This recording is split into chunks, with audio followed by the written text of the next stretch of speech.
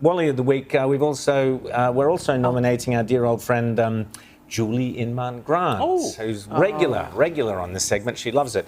Why would that be? What's notable this week?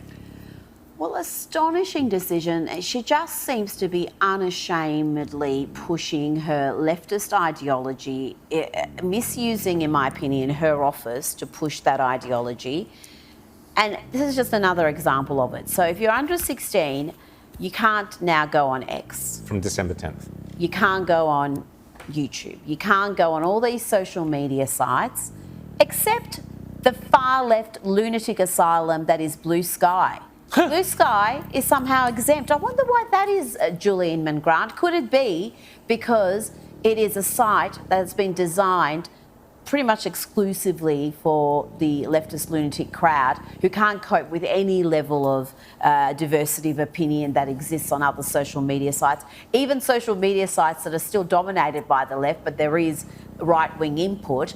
They can't cope with that. So they went off and created their own little echo chamber, and that echo chamber is exempt from this under 16 ban. I mean, that is, again, just another clear sign that this is a leftist activist who is using this office to restrict the rights and freedoms of Australian people and possibly people beyond Australia's borders, James, which is what the US is increasingly worried about with her work. Well, you know, I have reported on this program about what she has been up to. She was involved with that global alliance on advertising to try and basically take advertising dollars away from platforms that gave Donald Trump a voice, and was involved with some pretty spicy email conversations that we've only found out partially because of the U.S. Congress, which has called her to testify, which would be pretty interesting if she decides to do that or decides not to, given that I understand that she's still a U.S. citizen and would still be bound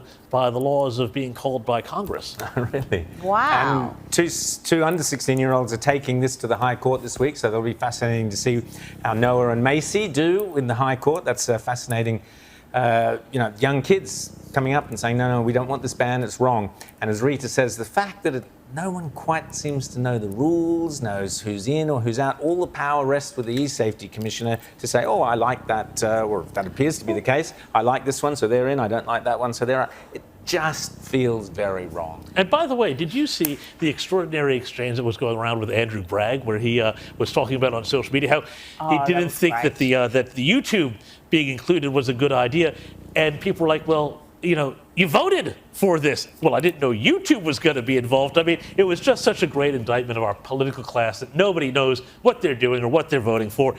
It's an administrative state now. We really are blessed with some of the laziest, weakest, and frankly, thickest politicians anywhere in the world. We really are. It's a toss-up. I mean, how can you, on a policy this crucial, this groundbreaking, you know, it was heralded as a world first, not be across the detail and then be shocked that, oh, YouTube's included? How many times did we talk about that? No. I mean, it wasn't underreported, I wouldn't have thought, but and this is the problem we have with these small L Liberals. This should be a policy that the Liberals should have been dead set against, but it was one actually that they introduced. Remember, this was one of Peter Dutton's little brilliant ideas. And they've been all over the place on this issue, with some of them quite rightly, Matt Canavan, Melissa McIntosh and others raising questions about it and saying, hang on, I don't understand how this is all working. And others rushing around going, no, we support it, including Susan Lee. No, we support it, we support it. Absolute mess, because they're not sticking to your principles.